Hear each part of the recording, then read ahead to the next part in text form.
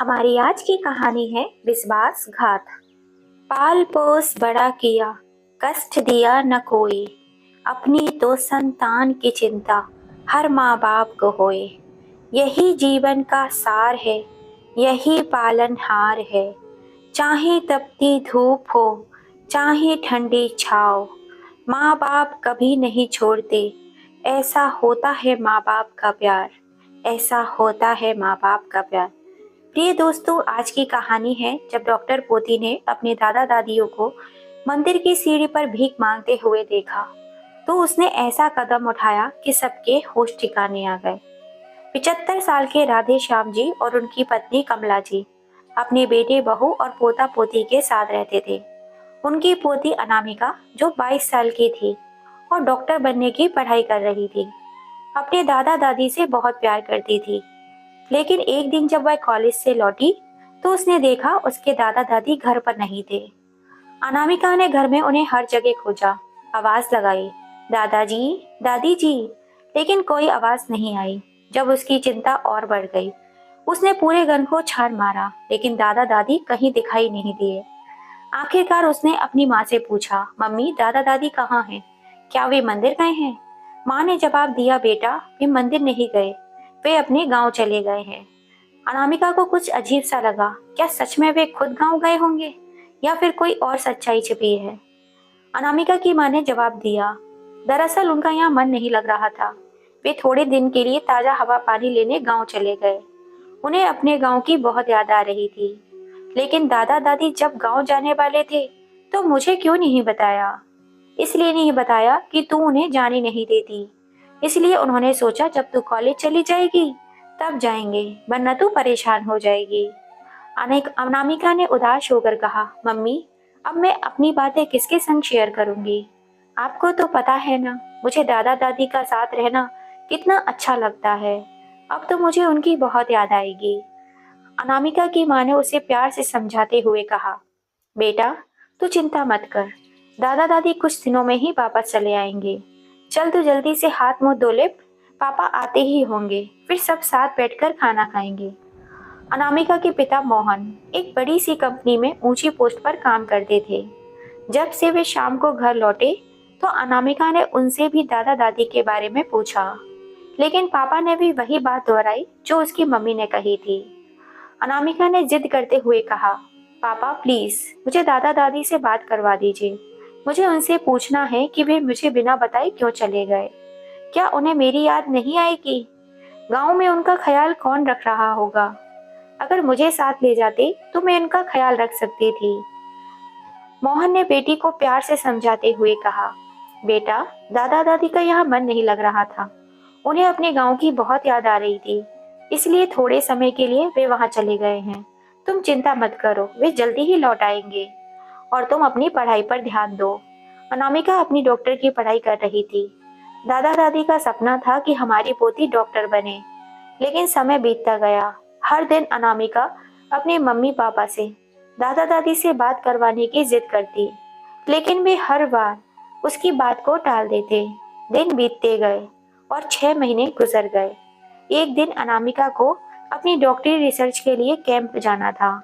Research पूरी करने के बाद उसने अपने दोस्तों के साथ मंदिर जाकर दर्शन करने का सोचा।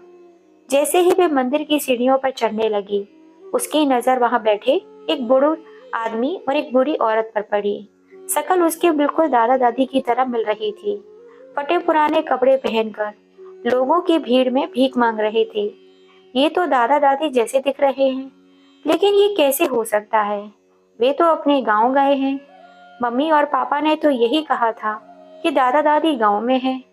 अनामिका के मन में बहुत सारे सवाल चल रहे थे।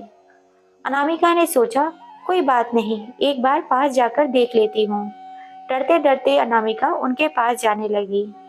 अनामिका के मन में सवालों का तूफान उठने लगा। नहीं, यह मेरी नजर का धोखा होगा।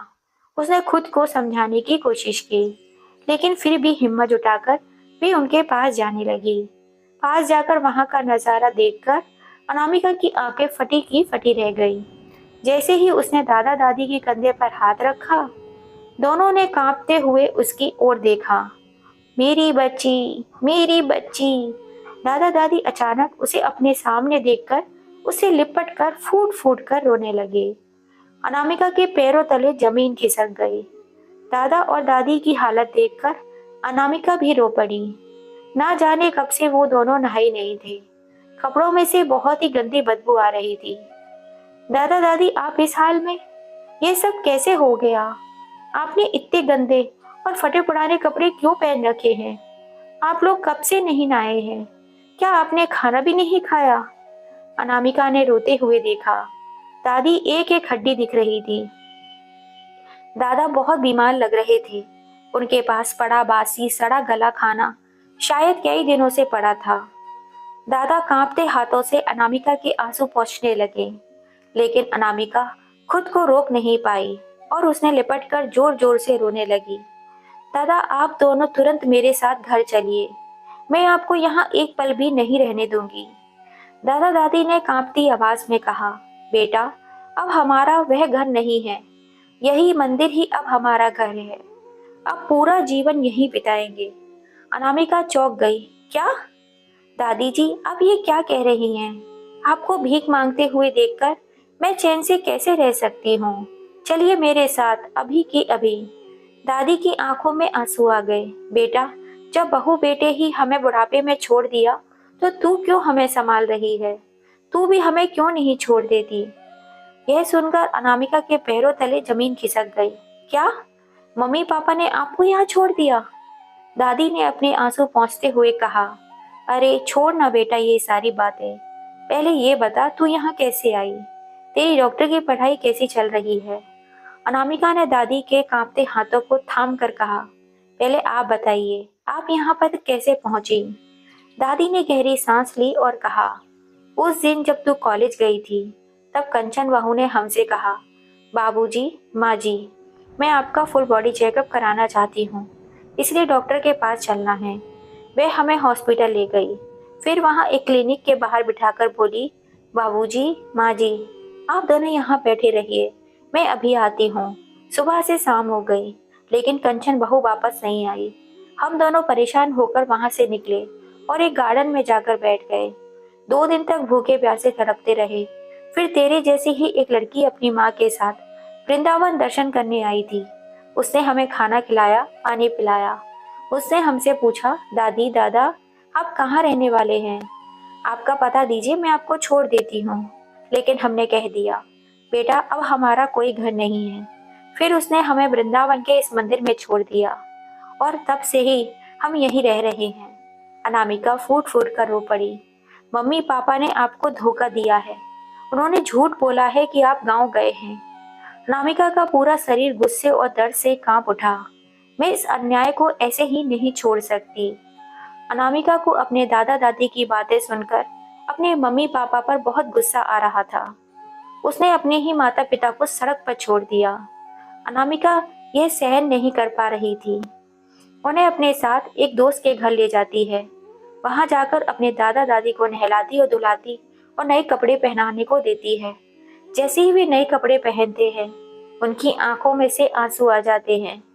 वे कांपते लगते हैं। शायद ये खुशी के आंसू थे या अपनों से मिले धोखे के।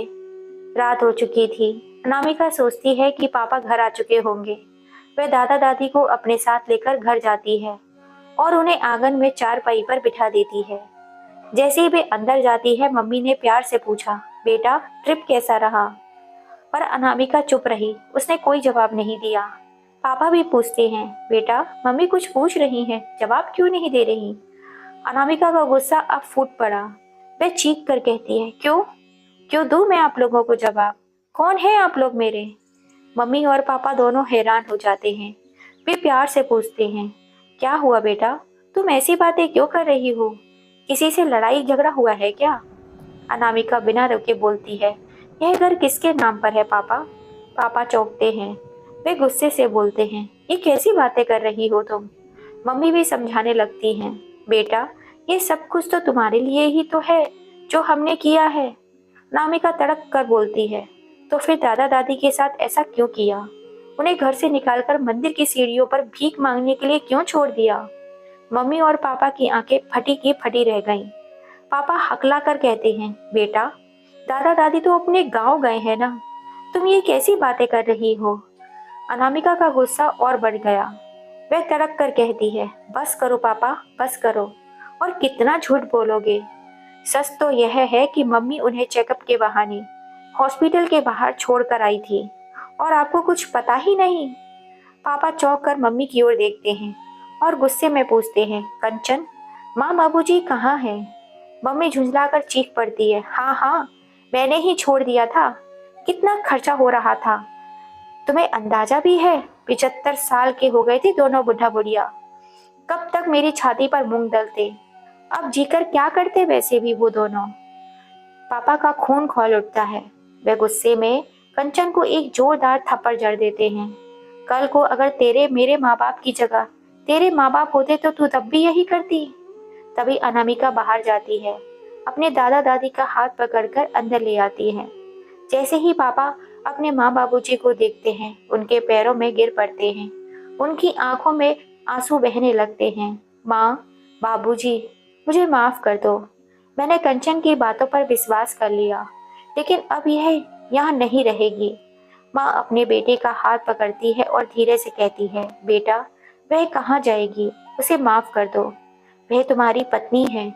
मोहन गुस्से में कांपते हुए कहता है, माँ, इसने आपको सड़क पर छोड़ दिया और आप इसे माफ करने के लिए कह रही हैं? कंचन घुटनों के बल गिर पड़ती है। माँ जी, बाबूजी, मुझे माफ कर दो प्लीज, मुझे अपनी गलती का एहसास हो गया है। पता नहीं मुझे क्या हो गया था। माँ कंचन के सिर पर हाथ रखती है और धीरे से कहती है, बहू, तुम्हें अपनी गलती का एहसास हो गया, यही हमारे लिए बहुत बड़ी बात है। बस ये बात याद रखना, जैसा हम दूसरों के संग करते हैं वैसा ही हमारे बच्चे हमारे साथ जरूर करते हैं। दोस्तों, इस समाज में आज भी जाने कितने माता पिता ऐसे हैं जो अपने ही बच्चों द्वारा सड़क पर छोड़ दिए जाते हैं। अपने माता पिता की कद्र करनी चाहिए, क्योंकि उनके बिना हम कुछ भी नहीं। दोस्तों, आपको ये कहानी कैसी लगी? अपनी राय कमेंट करके हमें ज़रूर बताइएगा। और कहानी थोड़ी सी भी पसंद आई हो तो प्लीज़ इसे ज़्यादा से ज़्यादा शेयर, लाइक एंड सब्सक्राइब कीजिएगा। फिर मिलेंगे। जय श्री राम दोस्तों।